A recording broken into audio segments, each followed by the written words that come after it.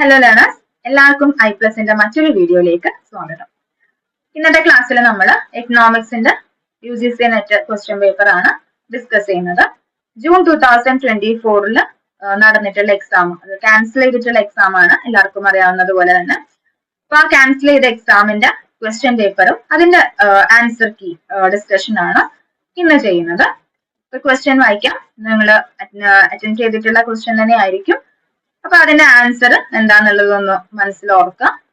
അതിനുശേഷം correct answer പറയുമ്പോൾ അത് ക്രോസ് ചെക്ക് ചെയ്തിട്ട് നോക്കാം കേട്ടോ. അപ്പൊ നമുക്ക് ജസ്റ്റ് ക്വസ്റ്റ്യനും ആൻസറും ഒന്ന് നോക്കിയിട്ട് പോകാം.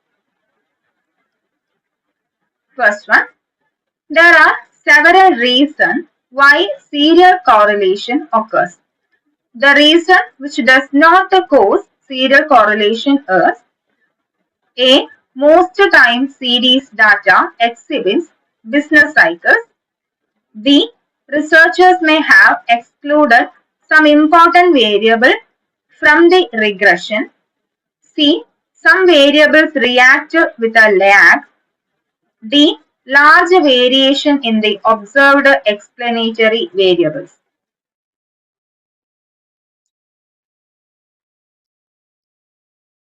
സീരിയൽ കോറിലേഷനിലോട്ട് നയിക്കാത്ത കാരണമാണ് ചോദിച്ചിരിക്കുന്നത്. അപ്പം ആൻസർ വരുന്നത് ഓപ്ഷൻ ഡി ആണ്. That is large variation in the observed explanatory variables. ബാക്കി കൊടുത്തിരിക്കുന്നതെല്ലാം തന്നെ സീരിയൽ കോറിലേഷനിലോട്ട് നയിക്കുന്ന റീസൺസ് ആണ്. Most time series data exhibits business cycles അല്ലെ. ടൈം സീരീസ് ഡാറ്റ എന്ന് പറയുന്നത് ഒരു പാറ്റേൺ എക്സിബിറ്റ് ചെയ്യുന്നതാണ്, അല്ലെങ്കിൽ ഒരു ടൈം പീരീഡിലുള്ള സൈക്കിൾ എക്സിബിറ്റ് ചെയ്യുന്നതാണ്. ആൻഡ് അത് കോറിലേഷനിലോട്ട് ലീഡ് ചെയ്യുന്നതാണ്. പിന്നെ researchers may have excluded some important variables from the regression. അപ്പം ഇത്തരത്തിലുള്ള റെലവന്റ് വേരിയബിൾസ് ഒമിറ്റ് ചെയ്യുന്നത് എന്തിലോട്ട് നയിക്കും? ഒരു മിസ്സ്പെസിഫിക്കേഷൻ ഓഫ് ദി മോഡലിലോട്ടും ദെൻ അത് സീരിയൽ കോറിലേഷനിലോട്ടും നയിക്കുന്നു. Then some variables react with a lag. So when the effect of one variable on another occurs with a delay, it can also cause serial correlation. ഉദാഹരണത്തിന് പറയുകയാണെങ്കിൽ previous ഇയറിലെ price current ഇയറിലെ സപ്ലൈനെ influence ചെയ്യുന്നുണ്ടെങ്കിൽ അത് നമുക്ക് react with, അല്ലെങ്കിൽ supply react with price lag എന്ന് പറയാം.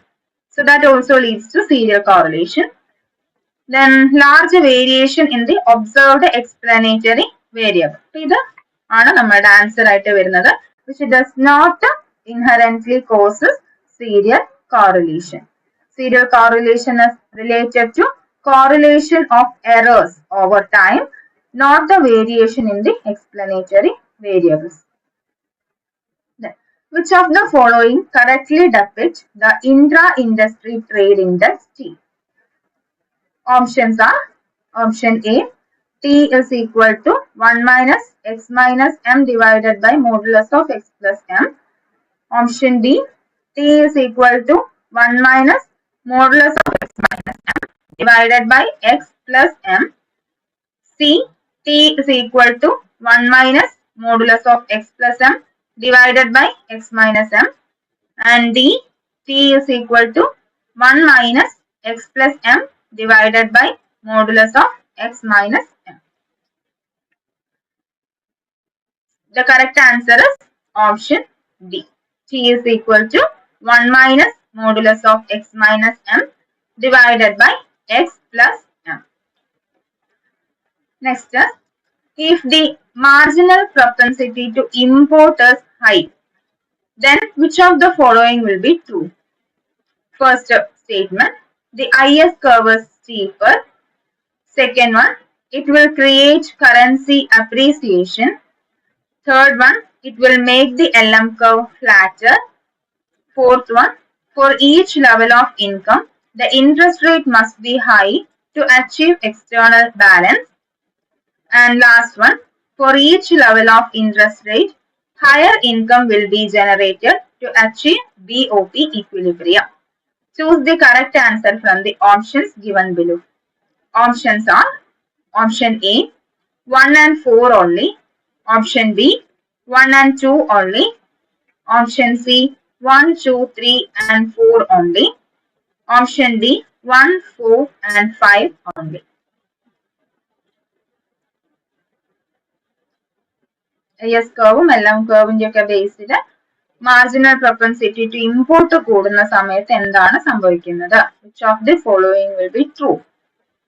The right answer here is option C. All the above statement except fifth one are true. അതായത് മാർജിനൽ propensity to import കൂടുന്ന സമയത്ത് എന്താ ചെയ്യാ, IS curve steeper ആയിട്ട് മാറുന്നാണ് പറയുന്നത്. അപ്പൊ IS curve steeper ആവുന്ന അവസരം എപ്പോഴാണ്? IS curveന്റെ സ്ലോപ്പ് steeper ആവണം എന്നുണ്ടെങ്കിൽ ഈ പറയുന്ന ആൽഫയും അതേപോലെ BIയും ഇൻട്രസ്റ്റ് ഇലാസ്റ്റിസിറ്റിയും സ്മോൾ ആവുന്ന സമയത്താണ് എന്താവുക, IS curve steeper ആയിട്ട് വരിക. അപ്പം മാർജിനൽ propensity to import വർദ്ധിക്കുന്ന സമയത്ത് എന്താണ് ഈ പറയുന്ന ആൽഫയുടെ അളവ് മീൻസ് ഇവിടെ ആൽഫ എന്ന് പറഞ്ഞാൽ എന്തായിരുന്നു? മൾട്ടിപ്ലയർ ആണല്ലേ, നമ്മൾ പഠിച്ചിട്ടുണ്ട്.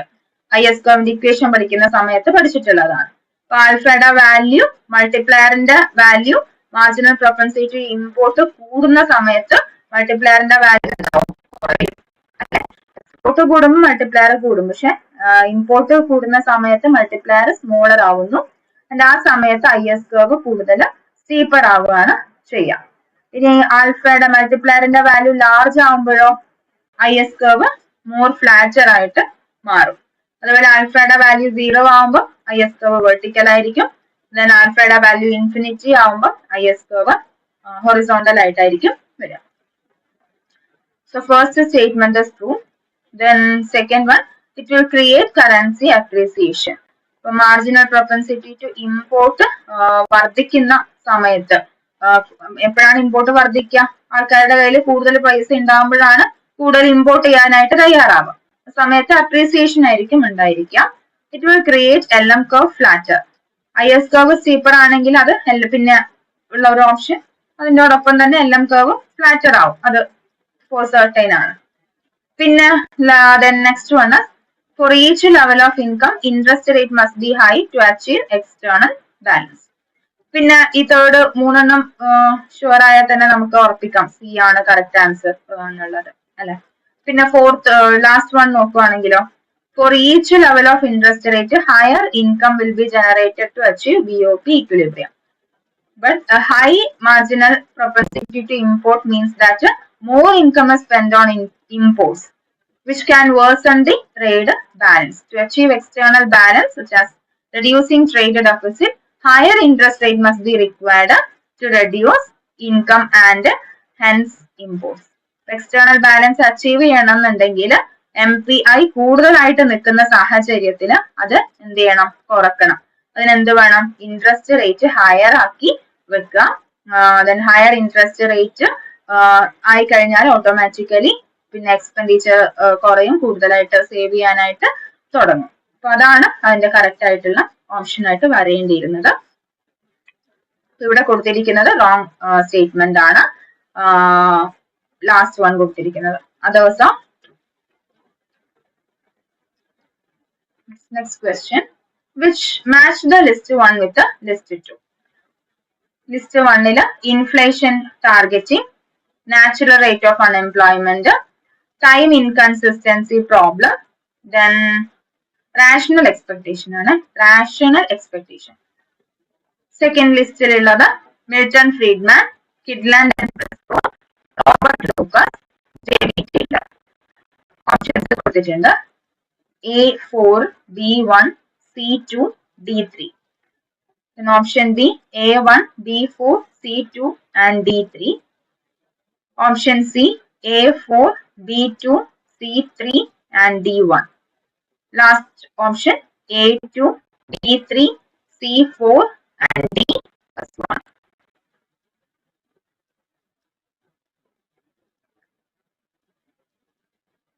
Option A is the right answer. Inflation targeting Taylor അപ്രോച്ചുമായി ബന്ധപ്പെട്ടിരിക്കുന്നു. നാച്ചുറൽ റേറ്റ് ഓഫ് അൺഎംപ്ലോയ്മെന്റോ it is related with Milton Friedman അല്ലെ. പിന്നെ time inconsistency problem Kydland and Prescott, rational expectation Lucas, Robert Lucas. In the two-variable regression model, where the number of observations is 30, the variance of error term is 0.893652 and TSS is 105.1188. Find the coefficient of determination R square.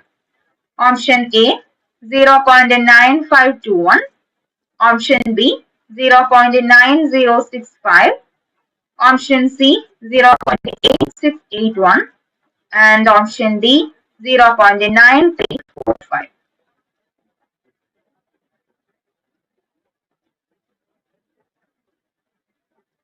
Error ടേമിന്റെ variance കൊടുത്തിട്ടുണ്ട്, പിന്നെ n അല്ല number of observation n is equal to 13 എന്നും കൊടുത്തിട്ടുണ്ട്, TSS കൊടുത്തിട്ടുണ്ട്. R square ആണ് കണ്ടെത്തേണ്ടത്, coefficient of determination. അപ്പൊ എങ്ങനെയാണ് തന്നിരിക്കുന്ന വാല്യൂസ് വെച്ചിട്ട് ആർ സ്ക്വയറിലോട്ട് എത്തിച്ചേരുക? ഏത് ഇക്വേഷൻ ആണ് ഉപയോഗിക്കേണ്ടത്? ഇവിടെ നമുക്ക് ആർ സ്ക്വയർ കാണണമെങ്കിൽ എന്ത് ചെയ്യാം? 1 minus RSS by TSS ചെയ്യാം. സോ RSS നമുക്ക് ഡയറക്റ്റ് ആയിട്ട് തന്നിട്ടില്ല, പകരം എന്ത് തന്നിട്ടുണ്ട്? വേരിയൻസ് തന്നിട്ടുണ്ട് അല്ലെ? വേരിയൻസ് ഓഫ് എറർ ടേം 0.89 ആണെന്ന് തന്നിട്ടുണ്ട്, അതേപോലെ n 13 ആണെന്നും തന്നിട്ടുണ്ട്. അപ്പൊ സിഗ്മ സ്ക്വയർ ഇൻറ്റു n-2 ചെയ്യാം. അപ്പൊ വേരിയൻസ് ആണല്ലേ സിഗ്മ സ്ക്വയർ, സിഗ്മ സ്റ്റാൻഡേർഡ് ഡീവിയേഷനും വേരിയൻസ് സിഗ്മ സ്ക്വയറും ആണ്. അപ്പൊ 0.893652 ഇൻറ്റു n 13 ആണ്. So 13 minus 2, that is 0.893652 into 11. RSS will be 9.830172 കിട്ടുന്നു. ഇനി ആർ സ്ക്വയർ കാണാനായിട്ട് എന്ത് ചെയ്യാം? 1 minus RSS by TSS ചെയ്യാം. RSS നമുക്ക് കിട്ടി അല്ലെ, 9.83 കിട്ടി. ഡിവൈഡഡ് ബൈ TSS ആണെങ്കിൽ ഡയറക്റ്റ് തന്നിട്ടുണ്ട് ക്വസ്റ്റ്യനിൽ, 105 ആണ് തന്നിരിക്കുന്നത്. സോ 105.1188. ദെൻ അത് ചെയ്യുന്ന സമയത്ത് നമുക്ക് ആൻസർ കിട്ടുന്നു 0.9065. Option B is the right answer. Then match the list 1 with the list 2. List 1 specific factor model, product life cycle hypothesis, preference similarity hypothesis, price magnification effect. Then list 2 Staffen B. Linder, Stopler-Samuelson theorem, Raymond Vernon, Paul Samuelson and Ronald Jones. Options കൊടുത്തിട്ടുണ്ട്. A4, B3, C2 and D1. Option B A4, B3, C1 and D2. Option C A3, B4, C2 and D1. Then last one A3, B2, C1 and D4. Answer is option B. Specific factor model is related with the Paul Samuelson and Ronald Jones. Then product life cycle hypothesis Raymond Vernon ആണ്. Preference similarity hypothesis Staffen B. Linder. Then last one is price magnification related with the Stopler-Samuelson theorem.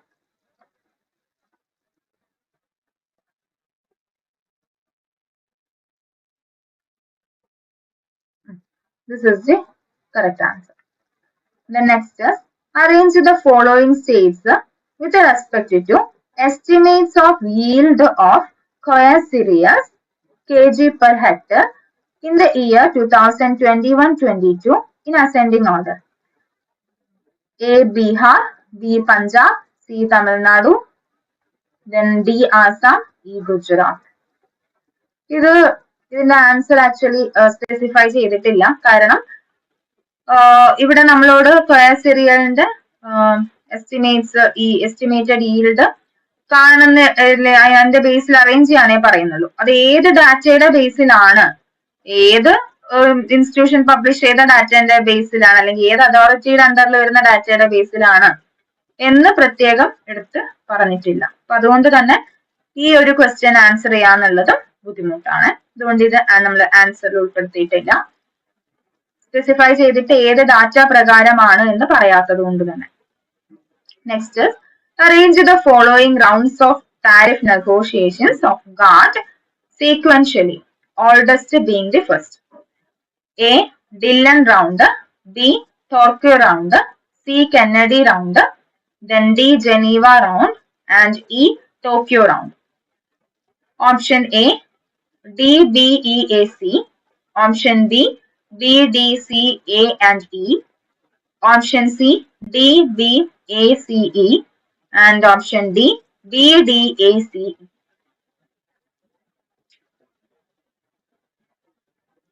Oldest being the first. Right answer is option C. പ്രധാനപ്പെട്ട rounds കൊടുത്തിട്ടുണ്ട്. GATT rounds. Geneva round ആദ്യം വരുന്നു 1947. Then NSC round 1949. Tokyo round 1950-51. Geneva round 1956. Dillon round 1960-61. പിന്നെ Kennedy round വരുന്നു 1964-67. Tokyo round 1973-79. പിന്നെ Uruguay round 1986-1994. WTO establish ചെയ്തത് ഈ ഒരു ഉറുഗ്വേ റൗണ്ടിലാണ്. ഇത് പ്രധാനപ്പെട്ടതാണ്. WTO എസ്റ്റാബ്ലിഷ് ചെയ്ത ഗാട്ടിന്റെ റൗണ്ട് എന്ന് പറയുന്നത് ഉറുഗ്വേ റൗണ്ട് ആണ്. പിന്നെ Doha development round 2001, focus on trade and development issues. ഇതാണ് പ്രധാനപ്പെട്ട ഗാട്ട് റൗണ്ട്സ് എന്ന് പറയുന്നത്. ഇത് ഓർഡറിൽ ഇതേപോലെ അറേഞ്ച് ചെയ്യാനായിട്ട് എവിടുന്ന് വേണമെങ്കിലും ചോദിക്കാം. പിന്നെ അതേപോലെ ഇയറുമായിട്ട് മാച്ച് ഫോളോയിങ് രീതിയിൽ ചോദിക്കാം. Then arrange the following environment meet according to their year of occurrence, oldest being the first. A. Paris Agreement, COP21. Then Stockholm +50. പിന്നെ Earth Summit, UN Conference on Human Development in Stockholm. Then Rio 20. Options are option A, DCABE. Option B, DCEAB. Option C, CDABE. And option D, CDBAE. Option B ആണ് right answer. First വരുന്നത് UN conference on human development ആണ്. Stockholm conference 1972. പിന്നെ earth summit വരുന്നു UNCED 1992. Rio +20 United Nations conference on sustainable development 2012. പിന്നെ Paris agreement COP21 2015. Then Stockholm +50 വരുന്നത് 2022. Next one. Which of the following is not a feature of Coase theorem? A. Everyone has perfect information. B. Costless transaction. C. Producers maximize profit and consumers maximize utility. And D. There exists wealth or income effect.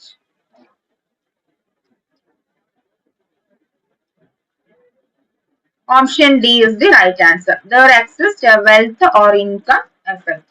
Not a feature of Coase theorem. Coase theorem എന്ന് പറഞ്ഞാൽ എന്താണ്? അവിടെ property ആയിട്ട് തീരുമാനിക്കപ്പെടുന്നതുമായി ബന്ധപ്പെട്ട ഒരു തിയറമാണ് Coase theorem. അല്ലെ? The Coase theorem argues that under the right conditions, parties to a dispute over property rights will be able to negotiate an economically optimal solution regardless of the initial distribution of the property rights. So, environmental economicsമായി ബന്ധപ്പെട്ടിട്ടാണ് നമ്മൾ Coase theorem പഠിച്ചിട്ടുള്ളത്. അല്ലെ? അതായത് pollution control ചെയ്യാനായിട്ട് property right തീരുമാനിക്കപ്പെടുന്നതുമായി ബന്ധപ്പെട്ട തിയറമാണ്. Initially property right ആർക്കാണെങ്കിലും അത് matter അല്ല, redistribution of the property റൈറ്റ്സുമായി ബന്ധപ്പെട്ട തിയറാണ്. Then Coase theorem offers a potentially useful way to think about How to best resolve conflicts between competing business or other economic uses of limited resources. Then for Coase theorem to apply, certain conditions are there. എന്തൊക്കെയാണ്? Efficient competitive market ആണ് പ്രധാനപ്പെട്ട important condition. Then zero transaction cost must be occur. Arrange the following Nobel laureates according to their year of award, latest being the first. A. Sir Arthur Lewis. B. Simon Kuznets. C. Douglas C. North. D. Claudia Goldin. And E. Ronald Coase.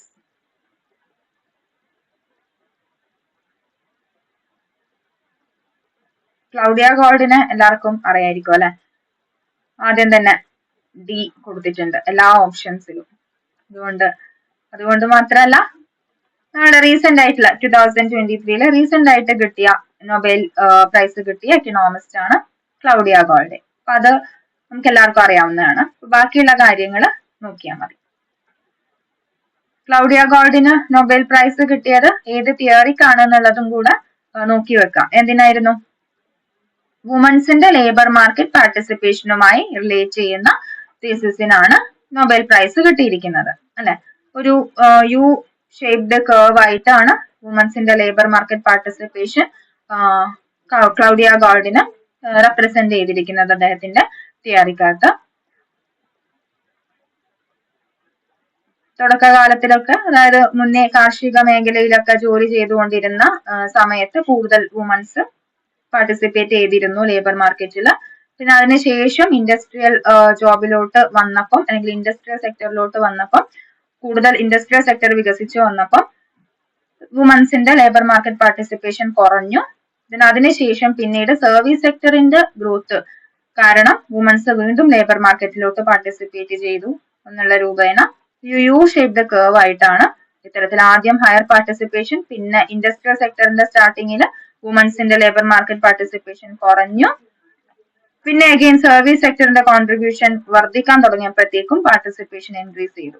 അപ്പൊ ഈ രീതിയിൽ ഒരുപാട് വർഷങ്ങളുടെ data ഉപയോഗിച്ച് കണ്ടെത്തിയ അല്ലെങ്കിൽ ആവിഷ്കരിച്ച വുമൻസിന്റെ labour market പാർട്ടിസിപ്പേഷനുമായി ബന്ധപ്പെട്ട തിയറി ആയിരുന്നു ക്ലൗഡിയ ഗോൾഡിനെ നൊബേൽ പ്രൈസിന് അർഹയാക്കിയ തിയറി എന്ന് പറയുന്നത്. പിന്നെ നമുക്ക് ഇനി അറേഞ്ച് ചെയ്യാനാണെങ്കിൽ ഇവിടെ ആർതർ ലവിസിന് 1979 നൊബേൽ പ്രൈസ് കിട്ടുന്നത്.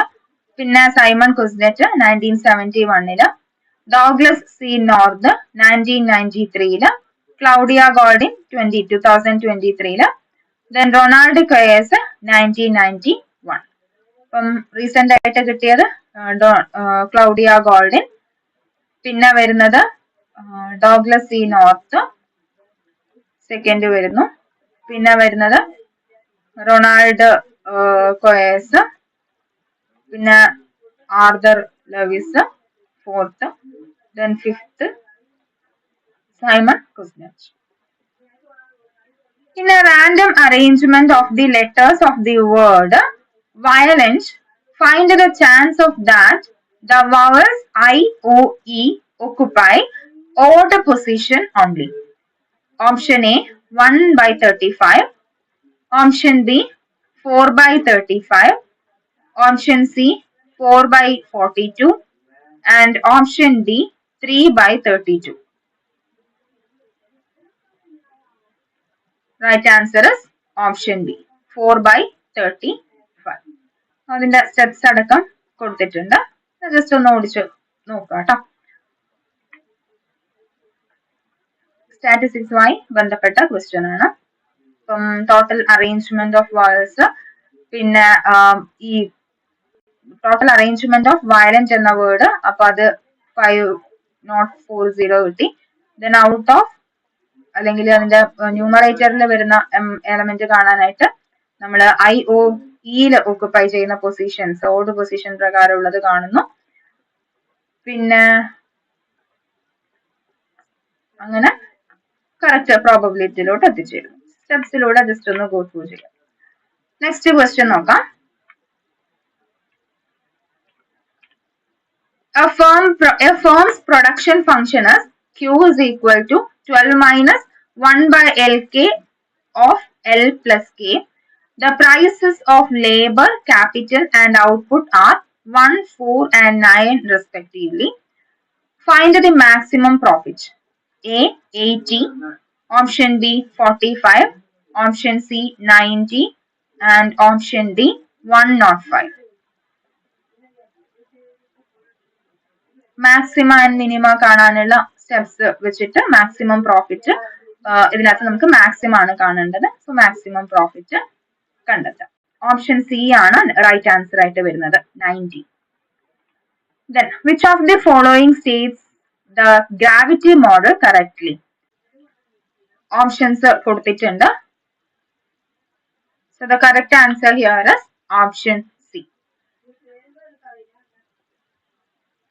Then arrange the following countries with respect to their value added from agriculture, forestry and fishing as percentage to GDP for the year 2022 in descending order.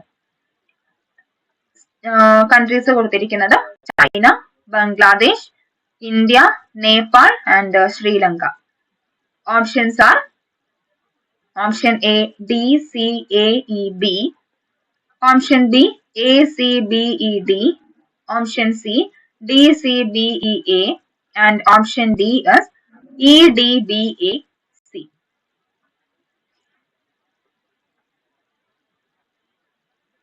Agriculture, forestry and fishing as percentage to GDP ratio ആണ് 2022 database. Correct answer is option C. ഇവിടെ ചൈനയുടെ percentage contribution എന്ന് പറയുന്നത് 7.3 ആണ്. Bangladesh 11.2, India 17, Nepal 21.6, then Sri Lanka 8% ആണ് contribute ചെയ്തിരിക്കുന്നത് to GNP. For the regression through the origin, state which of these statements is not true. Option A, the sigma ui hat need not be equal to 0. B, the row r square computed satisfies 0 less than r less than 1 and is directly comparable to the conventionally computed r square. C, in estimating the model, we use row sum of squares and cross products. And D, the conventionally computed r square may give negative value. False ആയിട്ടുള്ള statement ആണ് ചോദിച്ചിരിക്കുന്നത് about regression through origin. Option B ആണ് ഇവിടെ false statement. The row r square computed satisfies 0 less than r less than 1 and is directly comparable to the conventionally computed r square. Next is, which of the following is true for environmental Kuznets curve? Option A, as the per capita GNP increases, pollution increases throughout.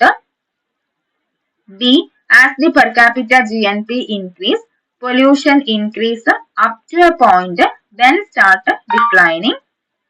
C, as the per capita GNP increase, pollution decreases throughout. And D, per capita GNP has no relation with the pollution.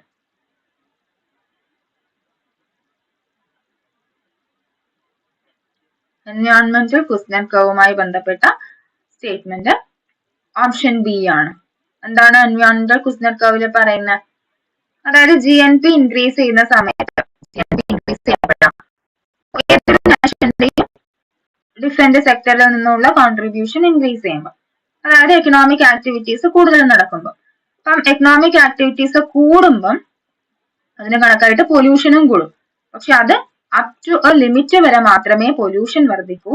അതിനുശേഷം GNP increase ചെയ്യാൻ തുടങ്ങിക്കഴിഞ്ഞാൽ, അതിന് ഒരു ലിമിറ്റിന് ശേഷം വീണ്ടും GNP increase ചെയ്യുവാണെങ്കിൽ ആ സമയത്ത് പൊല്യൂഷൻ കുറഞ്ഞു വരികയാണ് ചെയ്യുക എന്നുള്ളതാണ് എൻവയോൺമെന്റൽ കുസ്നെറ്റ് കർവിൽ പറയുന്നത്. സോ ഇവിടെ കറക്റ്റ് സ്റ്റേറ്റ്മെന്റ് ഓപ്ഷൻ ബി ആണ്. As the per capita GNP increase, pollution increase up to a point, then start declining. Environmental Kuznets curve hypothesis suggests that environmental degradation increases with economic growth initially as measured by per capita GNP or income, but after reaching a certain level of income, environmental quality begins to improve as societies become wealthier and can afford better environmental protections and technologies. Therefore, option B reflects the general pattern observed in environmental Kuznets curve. Then match the list 1 with the list 2. List 1 is economics of idea, then learning by doing, animal spirit, invisible hand. List 2 Adam Smith, John Maynard Keynes, Kenneth J. Arrow, and Paul Romer. ഓപ്ഷൻസും കൊടുത്തിട്ടുണ്ട്. Correct answer വരുന്നത് option B ആണ്. നമുക്കറിയാവുന്ന കാര്യങ്ങളുമായിട്ട് ആദ്യം match ചെയ്ത് നോക്കിയാൽ മതി. Adam സ്മിത്തുമായിട്ട് invisible ഹാൻഡിനെ പെട്ടെന്ന് മാച്ച് ചെയ്യാൻ പറ്റും അല്ലെ. പിന്നെ learning by doing, Arrow's learning by doing ആണ്. D1ഉം B3യും വരുന്നത്. അപ്പൊ തന്നെ നമുക്ക് ഓപ്ഷൻ ബിയിലോട്ട് തന്നെ എത്താം, ബാക്കിയൊന്നും നോക്കിയില്ല എന്നുണ്ടെങ്കിലും അല്ലെ. പിന്നെ economics of animal spirit related with JM Keynes C2 ആണ്. പിന്നെ എക്കണോമിക്സ് ഓഫ് ഐഡിയ റോമറും. According to RCK model, which of the following correctly depicts the growth rate of consumption per worker? B is the right answer. Then, as per Union Budget 2023-24, arrange the following components on the basis of their revenue share to total revenue generation starting from the highest. A. Non-tax receipts. B. Non-debt capital receipts. C. Customs duty. D. Income tax. And E. Union excise duty. Option A. DEACB. Option B. EDBAC. Option C. DEABC. And option D. BDECA.